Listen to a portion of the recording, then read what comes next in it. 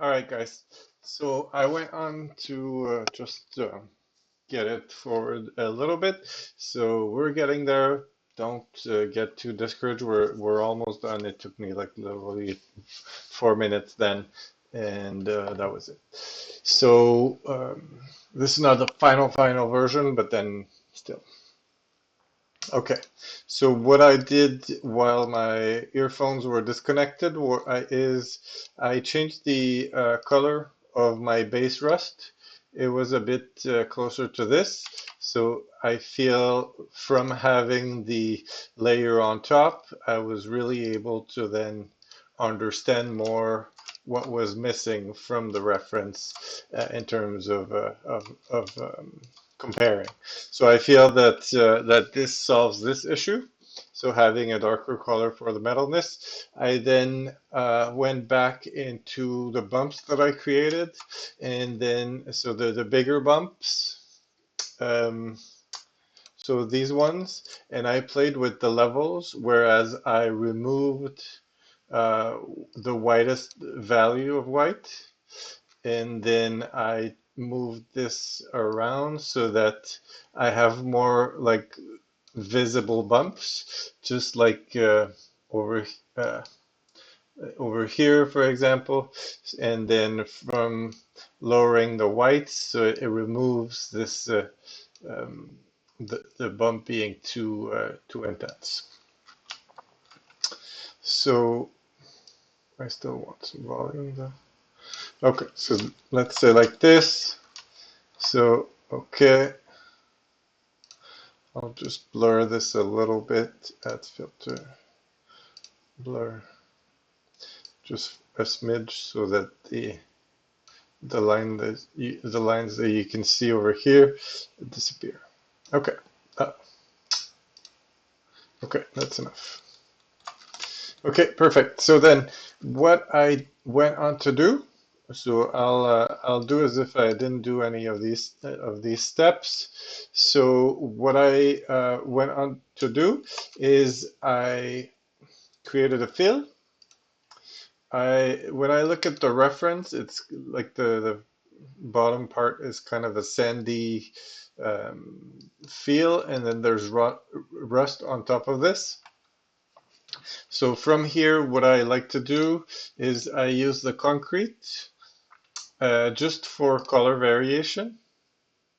So I have a fill already, so I just clicked once and automatically it fills it with this layer. And then what I did is in the concrete, I clicked here to select the color of this over here. So already you see you have a color variation by default in that map. So that's what we're looking for. And then, so what I did then, I added a black mask. I added a color selection. So pick the red so that it's just affecting the centerpiece. And then I want to remove those lines. So I'll do a fill, add fill, and then I'll go get my ultimate height. So as you can see, this is inverted. And now I need to get back those lines so that they are not being affected. So let's go see the mask. So I'm hiding. So I'm hiding with black. So this needs to be darker. So I'll take the blackest value and oh, so since this is inversed, I need to use the whites. Okay, so now this will be hiding both the lines here and the lines from Snorlax as well. Okay, so now we have this. The only thing is now this is a normal, so it's hiding what's underneath. So I'll just do the opposite. It doesn't change anything, but just for my sake, and I'll do darken. Sorry, multiply on the color selection. You would get the same result if the fill was on top. Okay, so now we have this. What's next? So we need to add the color variation from the rust, and so what we'll do. So I'll rename this. So this is the base from the underneath layer. So the base. Let's say I don't know. We're not at the dirt yet because like the dirt is on top usually, but let's call this base sandy mat, whatever. Okay, and then I'll do another fill. I'll go get some rust. Okay, so metal rust, I have a fill. I click once here. So we have additional color variation, which is great. This is what we want. Okay, I'll do, um, what I'll do is I'll do a black mask. But then since um, the rust will be using, so if I remove this mask by pressing shift and clicking on the mask, so since I'm gonna use the same masks as these ones, I think I'll just group those together. So Control G, and then over here I'll select those two. I'll do I could click on the mask and right click and do copy mask, and then on the group I can right click and do paste into mask. So now what it did is it used those masks and it just copied them over here. So now I don't need this anymore. So I can remove mask altogether. So now if we take a look, we'll see we're already in color. So we should see those two. Ah, it broke the reference. So we will just reselect the reference and we'll redo the same. So invert and then clamp this. Okay.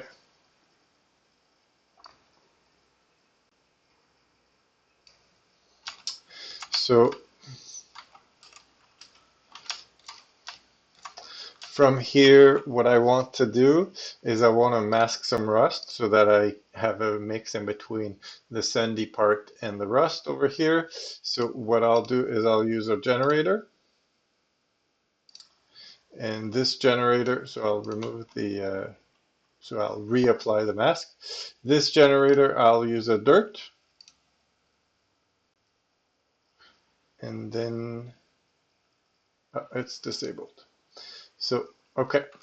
So right now, as you can see, if I increase the dirt level, it sees the dirt just from the outer rim, so from the geometry that we baked. But since the rest is not baked, it doesn't see this in the channels. So if we go into texture settings, if we go down, you see these are the bakes of the normal ambient occlusion, curvature, and so on and so forth. And this is the ambient occlusion that it's using in order to create the dirt. Well, this is a dirt generator. So this map doesn't have the lines into here. So what we'll do is we'll add those details by clicking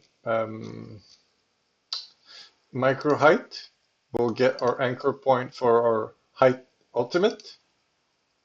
Okay, and then it's not activated yet, so even though the mapping is correct, I need to make sure I click in the micro details, click micro height to yes, to true, sorry. So that being done, you see how now it really understands that here there would be an accumulation of dirt. So what I do then is I can play around with the parameters. So I'll add a wider radius to the rust. It's never just like the first pixel. It always goes down. It goes upwards, and then I'll just change the grunge scale. So to have sort of a spotty effect like we have over here, I can even lower it a bit more. Okay, I like this. And then what we'll do is we will remove a bit of dirt intensity, so dirt level. Okay, so we see that it's been driven by a generator because the the outline is pretty much equal everywhere. So what you can do is you can either add something that multiplies on top, so to make it black so that this is not being affected by this, so that the rust it won't show through. You can so yeah, there's a couple of things you can do. So let's say I do this, okay? So add fill. So let's say I add a grunge map over here, grunge, and I want something that has like spots, that it's not, this is too like equal everywhere. So I want some very whites and some very darks. So this sounds like a good option. We'll see what it gives us. It may not be the, okay, this maybe. Okay, this is water texture, but it still works better than the previous one. So then if I do multiply to remove, um, it's too black. So if we invert this, so in invert, click. So now you see the spots through here. So if we look, we'll see that it's way too obvious, but we see that it's doing what we want. So it's removing, it's breaking up the lines where, so we can change the tiling, we can change, so if we press F1, we can move this. So there's no need for triplanar because this is just one texture. So if we go here, I mean, this is not like the models doesn't have like meeting edges. It's just one plane. So I can lower the intensity, for example, of this to have it mask in a less obvious fashion, and then lower the contrast so that there are spots, but it doesn't feel as like spotty as before. So let's do this, and then let's lower the intensity. What I like to do also is when I feel that something is too strong, adding a white noise as a fill is, so white noise, sorry, in resources, white noise is just black and white pixels. So by doing so, if we do multiply, it removes half the visual information. So right now it's way too strong, but what we can do is we can lower it so that we can, you see how it makes it a lot more like subtle everywhere. And then what I would do, I think, is what I did on previous layer stacks that I made, is I copied the dirt because you can see that around the edges it's a lot more obvious. So not everywhere, but most of the time the rust is more heavy around the shapes. So we'll do a duplicate of this. I'll add it on top. I'll put lighten so that so if we do just do normal, so we know that it's the white information that we want to have coming through. So this is why we lighten. Okay, over here, what I want to do then, I'll try to make the rest quick. So here in the dirt, what I wanted to do is lower the AO distance, so the AO radius, so that you see the pixels that are right next to the edge are more affected by this, and then if you go outwards, it's gonna, you know, be less and less apparent. I feel the white noise is still a bit too affecting too much. Okay. And then from my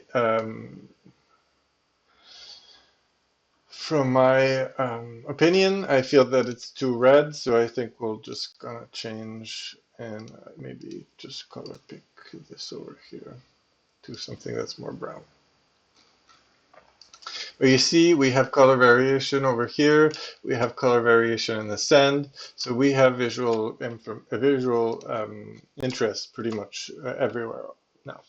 So we just need these, finishing touches like the white spots, just like we did the paint on the handle. So we'll do a fill with the black and white spots. We'll do levels to increase the black in order for the spots to appear. And your name will be missing. So I suggest that you, in the ultimate height, so let me, okay. So I'll do that with you just so you understand how to get to this result. So what we'll do is we'll do File, Export Textures. Okay.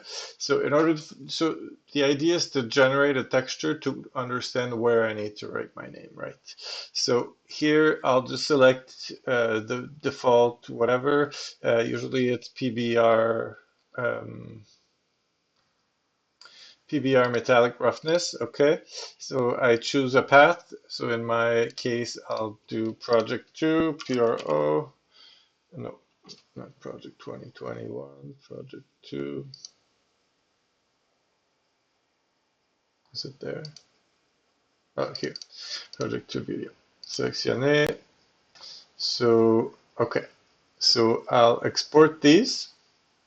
So if you click the 101, it says you're going to export a color map, metalness, glossiness, metallic, normal map, height, and so on and so forth. For the sake of this, I don't need all these maps. There's no need for that. I'll just export one. Any of them will do, but the color will give me visual information. Uh, better visual feedback than a normal map, for example. Okay, so now it exported it. You can click over here to open output directory. So automatically, I see it here. So I'll do open with Photoshop. So I showed you guys how to create a spline, a path.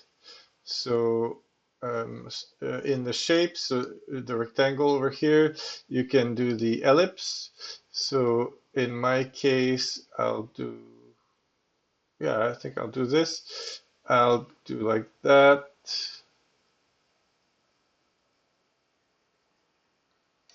Okay, let's say I'm satisfied with this. It filled the shape with black. I don't want no fill. I just want a shape. And then I want to write text onto here. For the sake of now, I'll just go real quick because I don't want you to get desperate about me taking too much time doing my own things. So when you drop your when you have the text selected and you click wherever the shape is, so it will write in a circular fashion. So I'll write my name. Oops.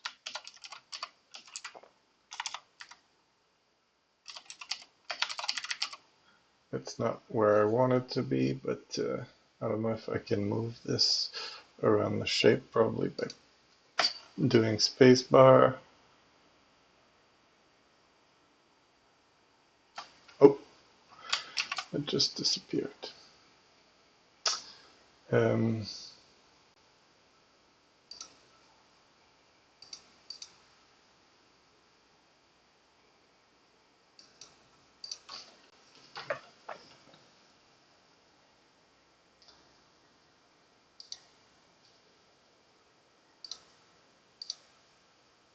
uh,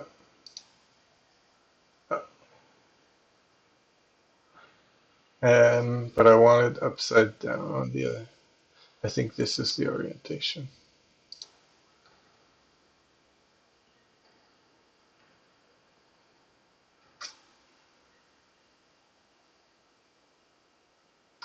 I think I'll have to spell my name backwards in order for this to work.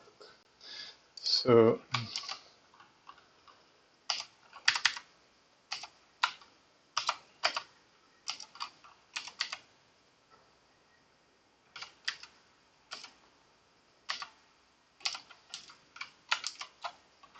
yeah, it's not working.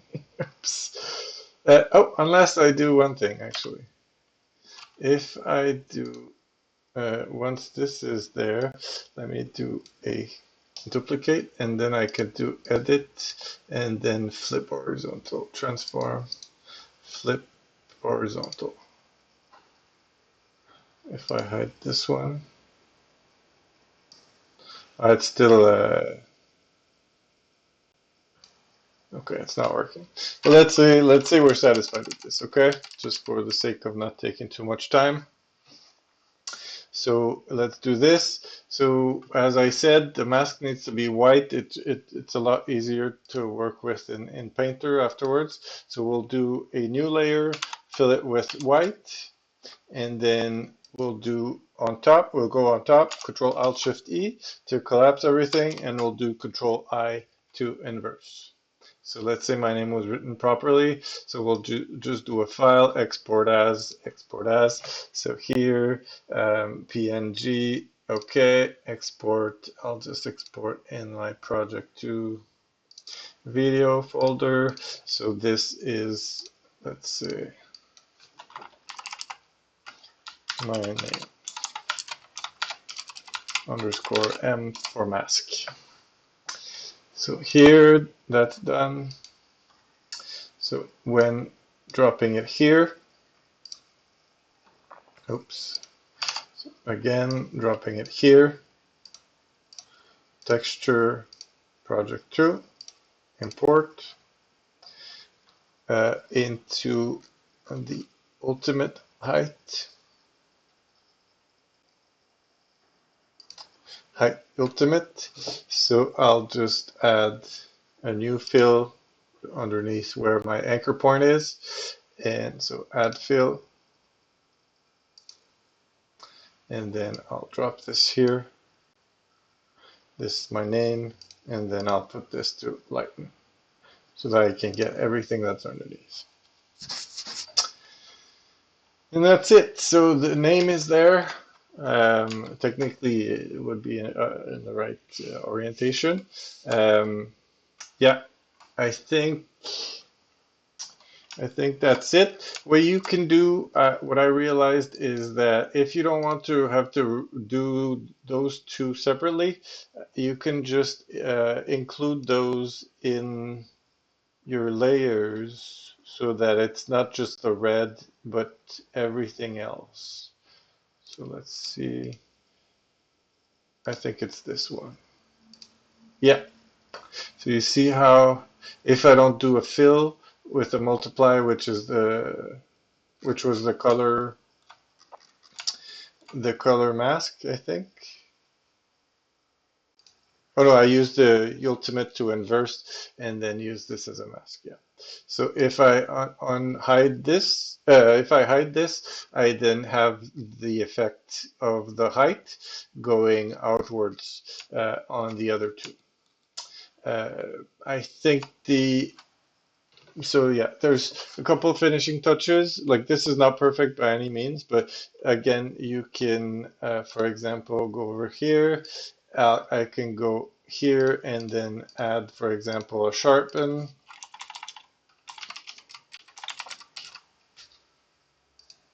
to make it more crisp. I like this already. I can then go underneath the sharpen and I could add paint and draw manually with an alpha. So if I look in the alpha list, I can find a grungy alpha here. So my lazy mouse is still okay. So I could, for example, add some information or remove some information.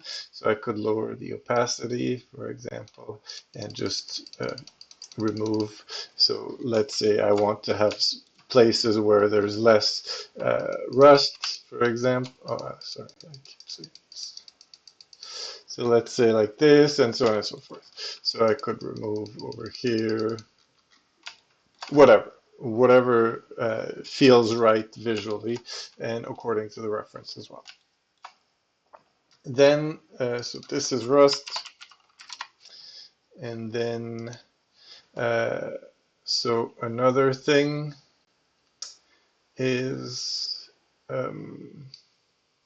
what was I thinking before? So at this point, at any time, you can just change, for example, your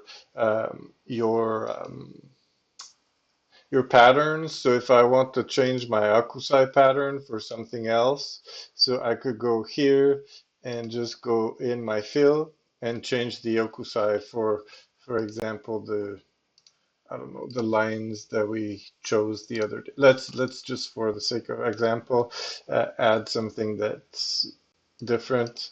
So here, so if you want to play around with other textures, project 2, so I could just drop this here.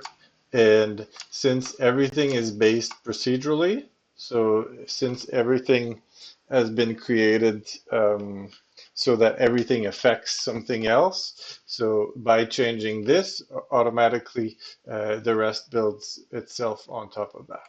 So what's cool is that I can then, I actually like this result, to be honest. I wasn't expecting it to be interesting, but it works, and it works with the dots too. I like that. Anyway, so let's say I go on with this. One last thing that's missing. So this is the bottom plate. And one more, let's say, yeah, my initial layers were a lot more uh, finite, more interesting, more varied, and so on and so forth. They're more color accurate. You can play around, make it your own. But so yeah, so let's say I delete these. Okay, so the last thing would be to add the black over here. So we'll do a fill. This will be a black color. So since this is its own thing, so all the channels need to be checked. So it's not metallic, so it's 0. Roughness, we want to put it at 1 so that it's not reflective at all. And then height, we don't really care for. So we can disable height and opacity. And then what we can do is add a black mask over here. And we have those dots made for us already. Oh, you know what? I'll keep the height. I'll do that after. So here we'll do a fill, add fill, and use the anchor point. Anchor point, holes. Bam. So now we have the black holes over there. It could be that your height from underneath is popping through. So if you want, just like in previous exercises, we can activate the height over here. This is what I wanted to say. So we can activate the height, and in the height we can do replace as opposed to linear dodge. And then if we want, we can put it in negative so that we make sure that it's at the bottom most. It looks a bit steampunk-ish now with this pattern for some reason. But yeah, so that's it. And then I do the white spots and we're done. So add fill. So we'll do color, roughness, and height. So no metalness, no normal, no opacity. So these are pretty much yellowish.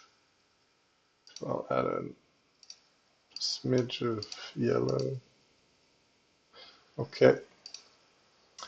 And then this is going to be very rough and positive in terms of height. I'll do a black mask. I'll do a fill. I'll do black and white spots. And I'll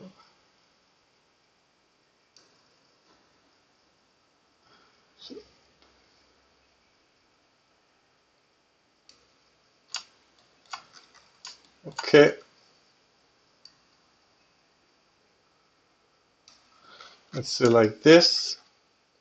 And then since I don't want those to be on the, these are mostly in the bottom part, like in the stuff, like in the down, in the cracks, in the crevices. So I could add a fill and then add my ultimate height to then multiply onto here and reverse it and clamp the values so that the white spots are not touching the lines from here at least. And then if we don't want them on the outer lines, we can do color selection and then just pick the red and we can do multiply over here as well. For example, I don't know why maybe because this is not clamped enough. Yeah, that's it. It's not the most. I would change the map. It's not the right kind of map noise that I'm looking for. Maybe if I add a white black. Oh, sorry, white noise, and then multiply. So to remove, it's not really doing what I want.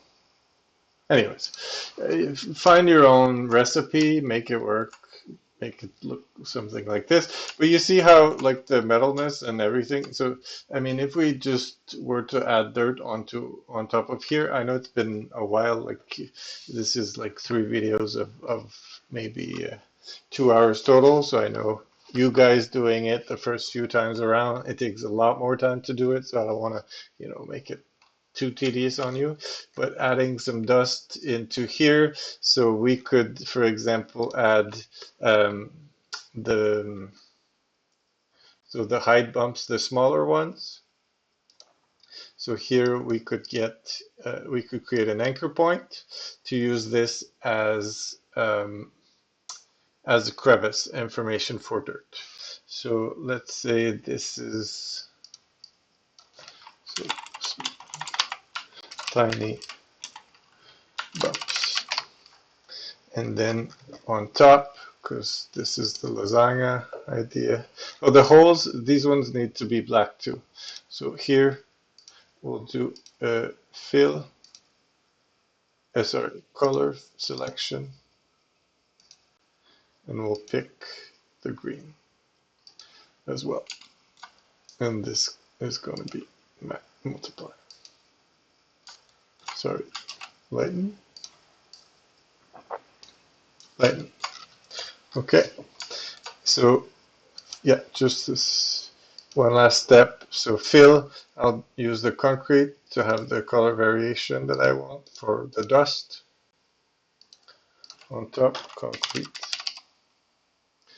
I don't know which, I'll use this one. And then add black mask. And then we can do a fill, no, we'll do a generator. I don't know if there's a dust. No, we'll do dirt. And we'll do, so this is the same thing as the rust that we used earlier. We'll do micro details, and now we have a new micro height, so we'll do true. And then we'll do a micro height being the tiny bumps. And then we can play around with the values of this in the levels. So if we want to have less or more, there are sliders there for us to. So if we disable the height, so you see how it uses the crevices from underneath to add the dirt into here. So I'll do a white noise on top of this. This is just You don't have to do this. This is, I'm telling you for just if you want to do the finishing touches. So add fill. So you can stop watching from now. If you, I hope you had fun doing this project. I know it's tedious. I know it's a lot harder than project one. Project three will be less hard than this one. So the really to understand the anchor points, I wanted for you to go deep into here. So that's why I went with the choice of this.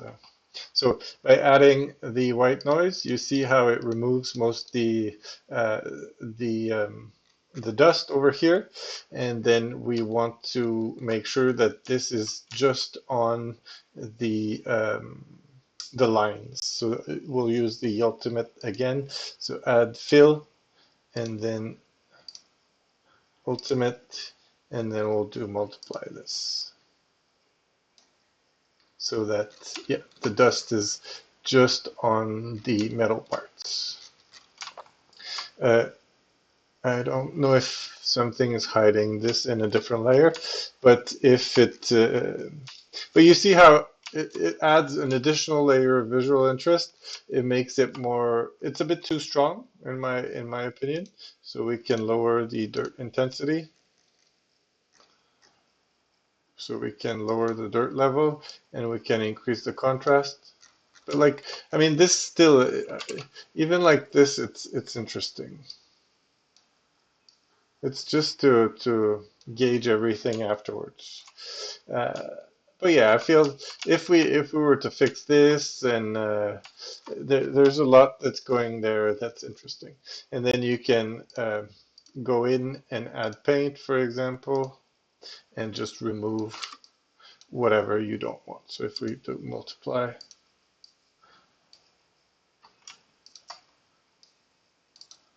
I don't know, I'm at 20%, 9% opacity. That's why.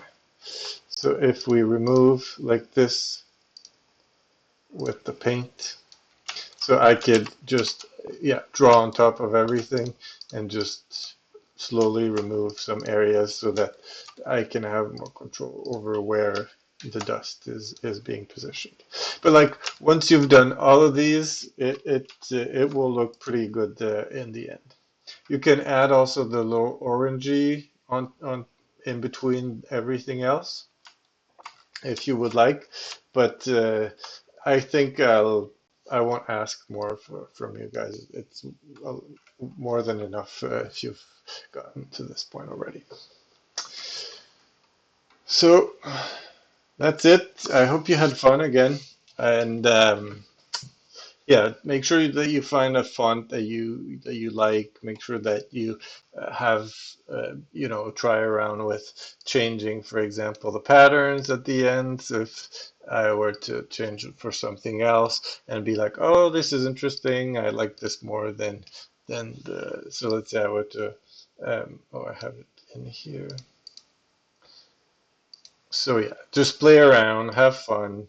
So if I change this to here, so you know, I can have the crowns and so on and so forth. And again, from it being driven everywhere um, into, so all the top layers are calling the anchor points from the top of this layer stack. So this is why that's here. So this is why you can see it. In effect the second that I changed the map there. So but you see, like it's not perfect. I mean, but still, it feels like the essence is there. It just needs a bit of polish. And then I could add something onto the outer rim, some more text, or I don't want to ask too much. I know it's you probably spent a lot of time on there, but yeah, as long as the spots are discontinued from one shape to the other, it works, and uh, it worked better with the previous shapes. It broke it off a bit more, but then you know, it is what it is. So I'm just showing for a demonstration.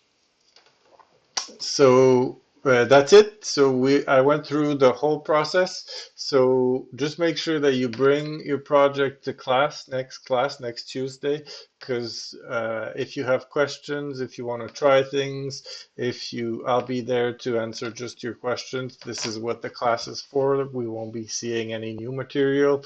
So if you want to do this at home during class time instead, you're more than welcome to do so. So yeah.